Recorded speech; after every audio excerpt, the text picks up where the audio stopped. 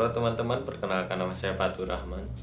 Di sini saya ingin menceritakan sebuah pengalaman yang pernah saya alami di waktu saya duduk di bangku SMP. Pengalaman ini pengalaman horor ya, pengalaman horor yang pernah saya alami waktu itu di sebuah pesantren di kawasan Jatinangor. Saya waktu itu pernah jadi santri selama 1 semester gitu, ngobong di pesantren. Nah, waktu itu sebelum UN, semua para santri itu kan disuruh ngapalin nih buat kisi-kisi buat soal UN. Nah, semua santri itu disuruh belajar malam. Nah, belajar malam itu dari jam 7 sampai jam 10 malam. Jam 10 malam, kadang sampai jam 11, tapi diharuskannya sampai jam 10. Nah, setelah belajar malam nih, setelah belajar malam, kita para santri itu disuruh tidur di kobong itu. Jadi kobong itu tempat penginapan para santri gitu di pesantren. Nah, setelah semua tidur nih, semua tidur, waktu jam 2 subuh, jam setengah 2an subuh, lagi sepi-sepinya itu, lagi hening-heningnya, saya bangun gitu dari tidur. Udah bangun karena gak kuat, pengen buang air kecil itu, bangun. Nah, udah bangun nih, karena saya takut sendiri nih ke kamar mandinya karena lumayan cukup jauh. Terus saya ajak teman saya namanya Faisal. Nah, saya bangunin nih si Faisalnya.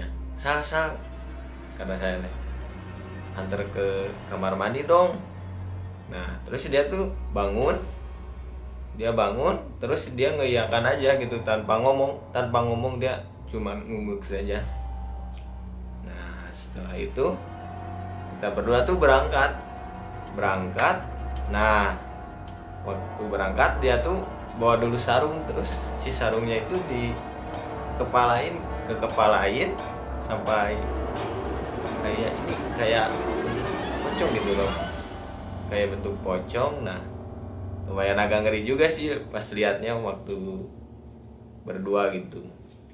Nah, setelah sampai kamar mandi,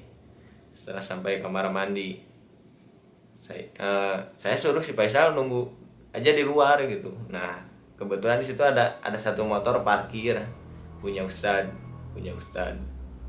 Nah, dia tuh duduk aja di motor itu. Nah, saya masuk ke dalam WC.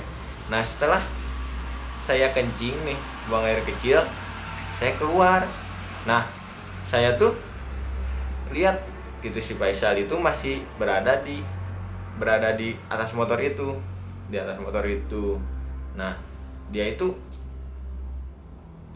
lagi tidur di atas motor itu, malah tidur gitu. Nah, saya jahilin lah dia tuh. Nah, saya tuh mengendap-endap ke belakang dia, terus lari ke kobong. Nah, udah sampai kobong kejadian ini. Nah, udah sampai kobong, saya intip di kaca. Dia masih ada di sana, masih tidur si Faisal. Nah, setelah 2 kali saya lihat lagi, benar-benar kaget.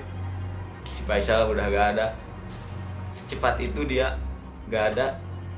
Anjir. Serem juga sih. Nah, waktu saya itu kaget. Nah, saya tuh lihat lagi ke belakang yang lagi pada tidur. Nah, waktu saya lihat ke belakang, ternyata si Faisal itu ada di belakang lagi tidur.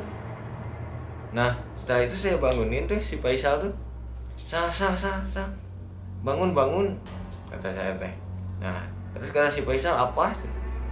Nah, terus saya nanya lah ke si Faisal, tadi kamu nganterin saya kan ke WC, kata saya teh. Nah, kata si Faisal sambil dia gisik-gisik mata gitu, dia tuh bilang enggak, katanya. Di sana saya pun kaget.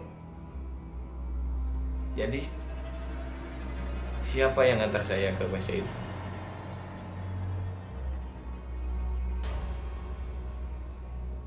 Saya sampai kaget, sampai langsung tidur lagi. Terus besoknya saya ceritain ke dia, dan ternyata dia juga memang mengakui bahwa dia nggak nganter saya ke kamar mandi. Jadi sebenarnya siapa yang mengantar saya ke kamar mandi? Sampai sekarang saya tidak tahu itu sebenarnya si Faisal atau bukan. Mungkin dari awal juga harusnya sudah janggal gitu, waktu dia dibangunin dia nggak jawab apa-apa, malah dia mengiyakan aja sambil kepalanya gini tapi gak ngomong gitu.